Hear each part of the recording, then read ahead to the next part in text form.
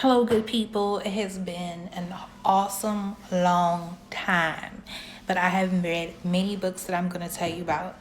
I'm going to attempt this to this video, even my mom has been talking to me nonstop. Love her, but you may hear her talking to me in the background, and I just have to ignore her. Um, basically, what I'm going to do is I'm just going to go on live. I'm going to stop the video, go on live, stop the video, for the simple fact that I'm trying to make my videos a little bit shorter when it comes to, I don't want to make a 30-minute video on 4 books because some people will not want to watch that. So the first book I'm going to tell you about is my favorite. And I'm going to pull up the picture for you. And I'm mad how it flipped just like that. And I wasn't even trying to flip it.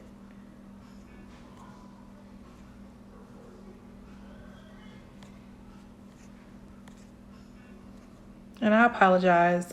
I keep on forgetting when you save videos, it doesn't just go straight to the book. It has like all...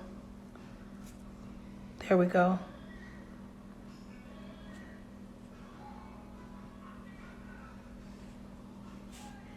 I don't know how I flipped it, y'all. I don't know what I did wrong. Okay. All right.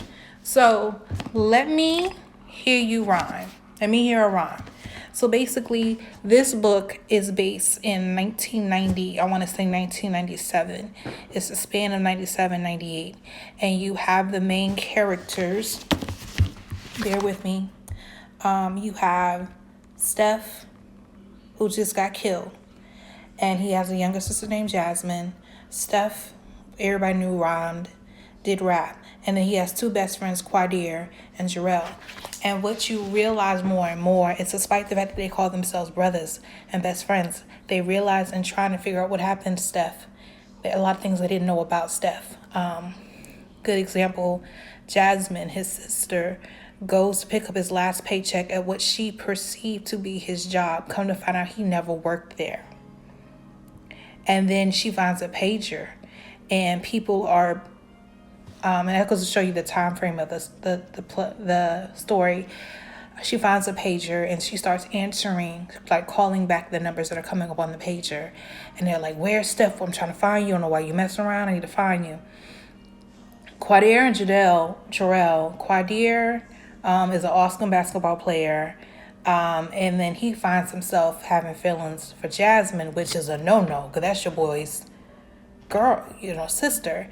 But he also has an offer to go to a private school and on a full scholarship, and in a pinch potentially go to college on a basketball scholarship.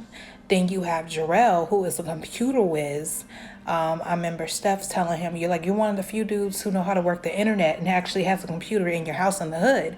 You can take that and go somewhere. And he actually makes Jarrell wonder about him going to school. But the craziest thing about this story, what I love about it, is compared to the other 2 stories I read by Tiffany D. Jackson, it's funny. It's very funny.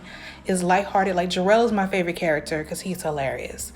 But it basically is historical fiction because this happens right after Biggie Smalls was murdered, and they're actually waiting on the block and waiting for the coffin of Biggie to roll through the neighborhood. But it starts with Steph's murder, and it's like, who really killed Steph?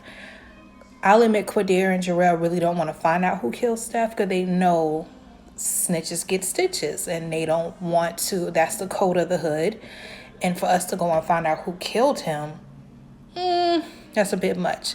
But they find out all this music that Steph has been recording, and they decide to launch Steph as an artist, even though he's dead. And I kept wondering, how are they going to do this, being that Steph is dead? Last time I checked, artists have to make appearances. Artists have to record in studio, where they got the studio squared away because they had a lot of previous recordings. And they were able to launch mixtapes done by Steph. But they starting to learn some things about Steph they didn't realize. And Jasmine's only agreeing to do this for them to get his music out there. But she said, if I help y'all get Steph's music, then you have to help me find who killed Steph. So will they find out who killed him? And then the